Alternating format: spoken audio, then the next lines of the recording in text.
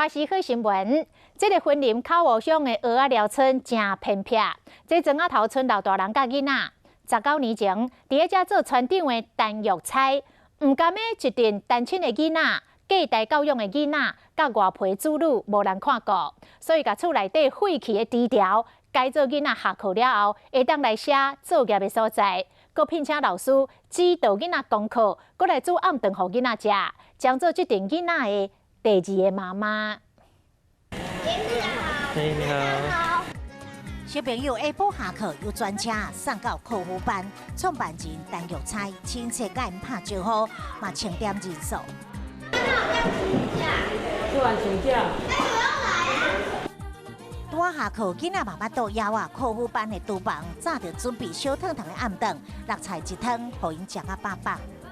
都要6点或7点才可以吃到晚餐，来这里5点多就可以吃到了。课后班内面教室真光，小朋友会当安心写作业，不晓的所在要老师通问。第一个雪好像你有看到吗？如果有不会的话，可以问老师。下课的时候也可以去后面撩自拍路。云林口湖乡的鹅仔寮村，因为所在较偏僻，传来只剩老人甲囡仔。这阵小朋友毋是父母相过无用，都是单亲家庭，或者是隔代教养。19年前担任当地村长的陈玉彩，不忍心看到囡仔下课了后伫路里乱骚，因此就将厝内无咧用的低调改建做课后辅导班。礼貌跟道德都有教。不要变坏，对不对？对。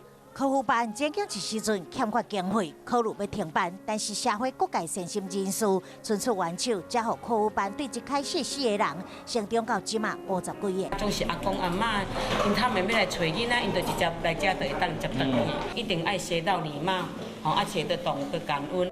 有的小朋友已经来遮5冬啊，陈玉彩守护偏乡孩童的教育，每天看着因成长，伫这阵囡仔的眼中，陈玉彩会当讲是因的第二个妈妈。